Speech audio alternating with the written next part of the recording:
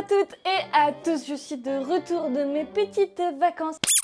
Mais il fallait absolument que je revienne un petit peu avant la Saint-Valentin.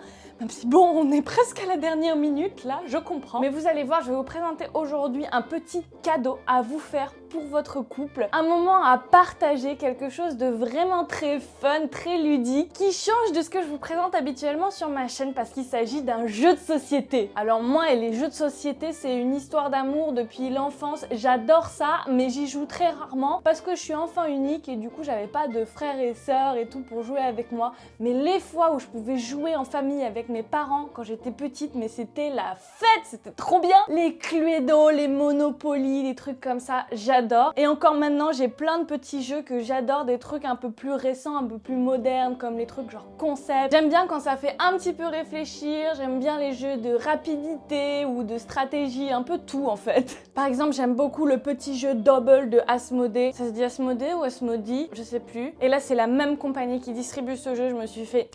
Ça va être cool, allons-y. Et du coup, ils m'ont fait découvrir ce petit jeu qui s'appelle Cortex. Alors apparemment, il y a déjà plein de boîtes de jeux comme ça de Cortex qui fait un peu fonctionner tes méninges. Mais là, ils ont sorti une version plus 18, une version XXX. Et ils l'ont exceptionnellement bien géré, je trouve. Vous allez voir, je vais vous faire découvrir un peu le jeu aujourd'hui et surtout rester jusqu'à la fin. L'entreprise a été adorable, ils m'ont donné plein de boîtes de jeux à vous faire gagner. Donc il y aura un concours en dessous de cette vidéo dans la barre d'infos. N'hésitez pas à y faire un tour, je vous explique tout à la fin de cette vidéo. Alors moi, quand on m'a proposé ça, je savais pas trop à quoi m'attendre dedans parce que j'avais jamais joué aux autres séries de jeux Cortex. Et mon interrogation principalement, c'était est-ce que c'est un jeu pour faire du sexe, donc comme certains jeux dont je vous ai déjà parlé sur ma chaîne, il y a un moment déjà, je sais, avec à chaque fois des cartes, des petits défis, et c'est évidemment des petits gages sexuels à faire avec son ou sa partenaire. Mais en fait non, c'est pas du tout le cas ici, vous pouvez y jouer même avec des amis avec qui vous êtes à l'aise sur un truc qui serait encore même un petit peu suggestif, adult content warning, etc. Mais ça se joue de 2 à 6 joueurs. Donc moi pour l'instant je l'ai testé en jouant à 2 avec mon chéri. Et c'était méga marrant. Je vais vous montrer un petit peu de quoi il s'agit à l'intérieur de cette petite boîte. Elle est pas très grande, c'est bien parce que j'ai plein de boîtes de jeux qui sont assez immenses, donc c'est pas très pratique en fait. Alors je vous montre actuellement en close-up, il s'agit de cette petite boîte de jeux avec plein de cartes, un gros paquet de cartes, ça c'est cool, il y en a vraiment beaucoup. Ainsi que ces petits camemberts de cerveau. C'est un petit cerveau en 4 pièces de 4 couleurs différentes. Vous l'avez compris si vous connaissez le principe de ce genre de jeu. Il faut pour gagner avoir les 4 parties de ce petit cerveau, avoir un cerveau complet pour gagner la partie. On en a 8 différentes, donc même sur la partie face cachée, en fait, on va avoir le logo de chaque mode de jeu, de chaque carte. En fait, le mode de jeu, il est tout simple, il n'y a pas besoin de 36 000 installations, on met juste la pile de cartes au milieu de la table ou du lit. Moi, j'ai joué sur mon lit, ça marchait très bien, hein. Et donc, à chaque fois, on va pouvoir voir quel sera le mode de jeu de la prochaine carte et on va la retourner et faire le challenge qui correspond. Par exemple ici c'est le mode de jeu fréquence, donc tout simplement vous allez retourner la carte, on va voir sur cette carte qu'il y a plein de petites icônes, de petits symboles et le but du jeu c'est que tous les joueurs examinent la carte et trouvent lequel est le plus fréquent dans cet ensemble de petits logos. Le premier qui a trouvé, il met la main dessus et il dit sa réponse. Ensuite, par exemple, on va avoir le mode de jeu doublon. Donc là, on la retourne et on va pouvoir voir différents petits personnages qui sont trop bien. Les designs, j'adore vraiment parce que ils sont trop choupis. Ils ont des fois des costumes de super-héros. Enfin, c'est vraiment... J'aime beaucoup les dessins, c'est un super joli style. Chacune de ces positions a une onomatopée associée. Yeah! Whiz! Tcha! Et vous l'aurez compris, sur cette carte, il y en a 2 qui sont les mêmes. Et ben votre but, c'est de taper avec votre main et de dire whiz. Ensuite, mode de jeu très simple, intrus. Et ben là, tout simplement, c'est de trouver l'objet qui ne va pas du tout avec le reste. Donc par exemple ici, voilà, un petit chapelet anal, un petit plug, le gagger ball, le vibro. Et ben la lampe de chevet, ma foi, il n'y a pas grand chose à voir. Celui-ci, je l'ai trouvé un peu plus difficile. Ça s'appelle le challenge unique. Et donc en fait, sur cette carte-là, vous allez devoir trouver l'objet qui est unique en forme ou en couleur. Donc il se peut qu'il y ait un objet qui soit le seul à être de cette couleur-là. Bon là, c'est clairement ça, c'est la petite Gagger Ball qui est jaune et il n'y a pas d'autres objets jaunes. Le petit challenge mémoire, et ça c'est vraiment pas facile en fait si on veut être rapide, c'est qu'on va devoir examiner la carte et se souvenir de tout, mettre la main dessus et ensuite réciter du coup tous ces petits objets, ces 5 objets qui figurent sur la carte sans se tromper. C'est pas facile si on se précipite. Ça aussi, moi j'étais complètement nulle à celui-là, c'est celui qui s'appelle Labyrinthe et vous allez avoir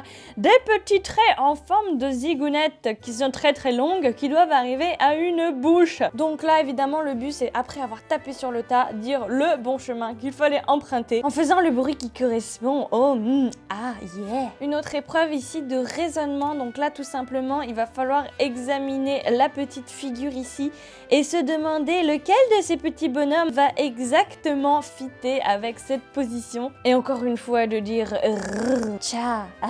Et enfin cette carte-ci avec une empreinte digitale qui est la meilleure selon moi parce que là on va faire appel à d'autres cartes qu'on avait sur le côté. Il va s'agir des 10 cartes tactiles et dès le début du jeu vous allez faire un petit rituel avec.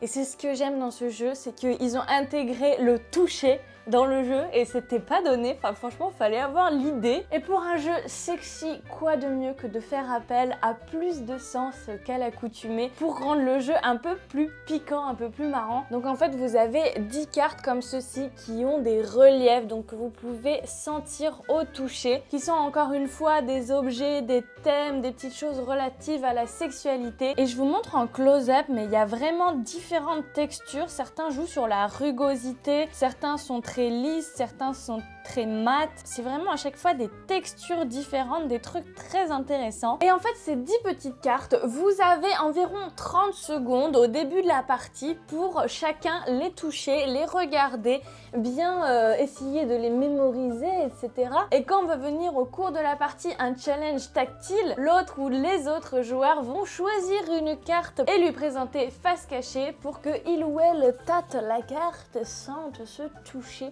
et devine ce que c'est. Il a environ 10 secondes pour deviner. Il y en a certains qui se ressemblent un peu, donc c'est un peu piégeux, même si des fois on se souvient pas du tout de ce que ça peut être.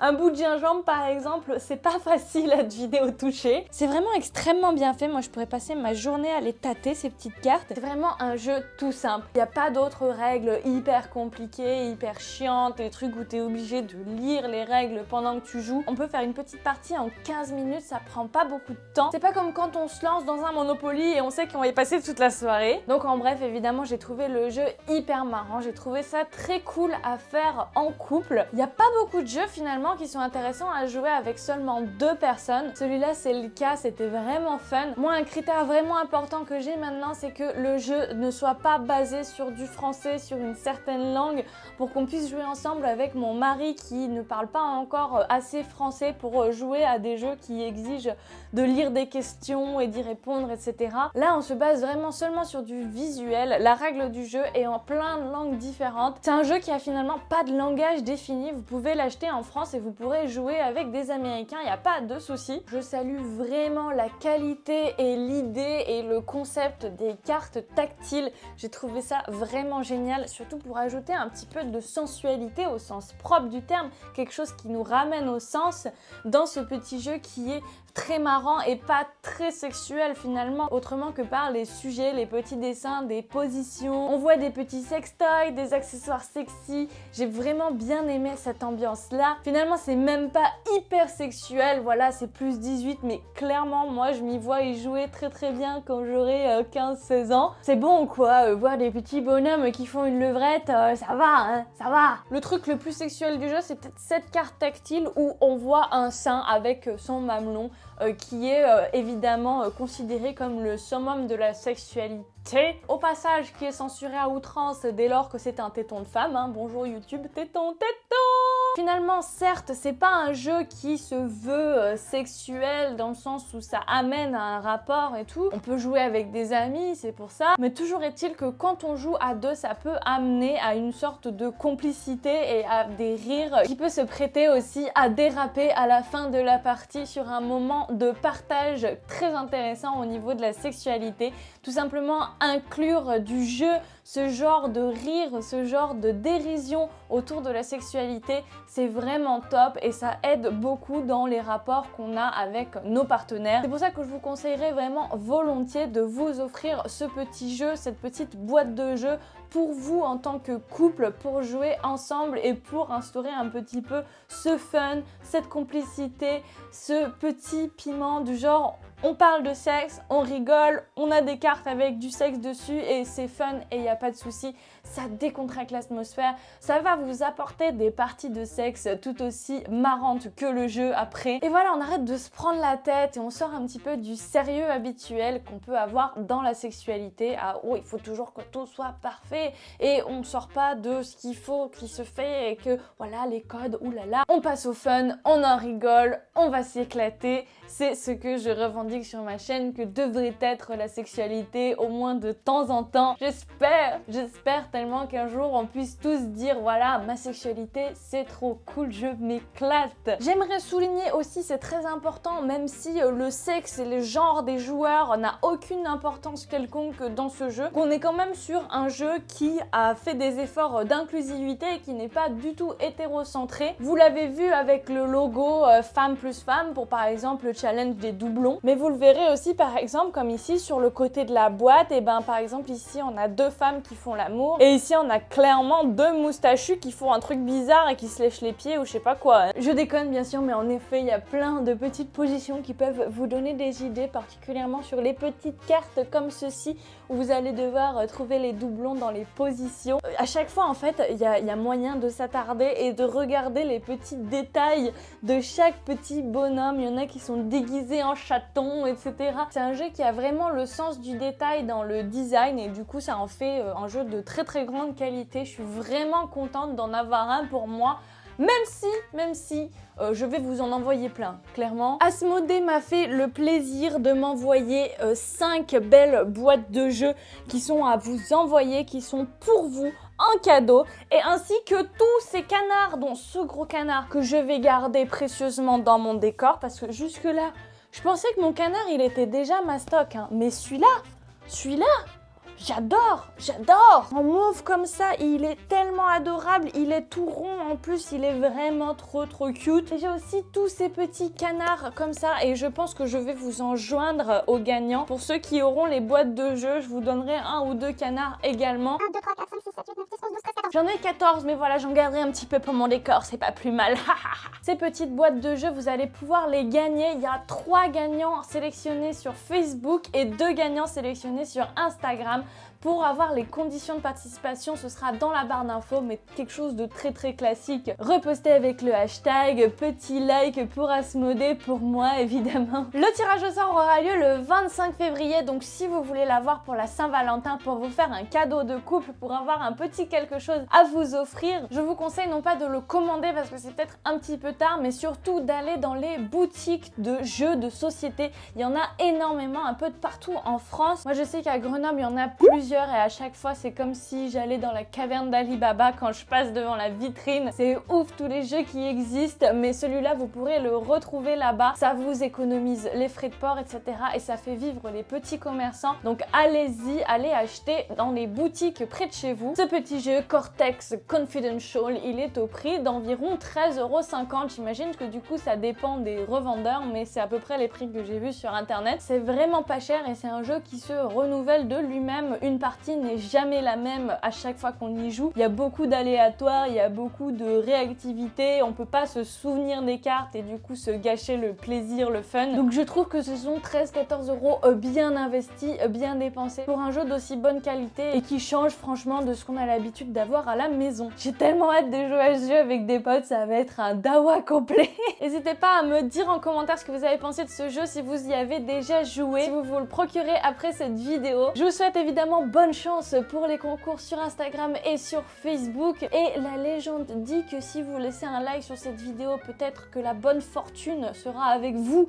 Peut-être aussi finalement que s'abonner, activer la cloche et me suivre sur les réseaux sociaux pourrait vous apporter la destinée dont vous rêvez. Je vous souhaite de passer une Saint-Valentin très fun avec ce petit jeu et je vous dis à très bientôt pour de nouvelles vidéos. D'ici là, comme d'habitude, faites-vous plaisir. Mouah.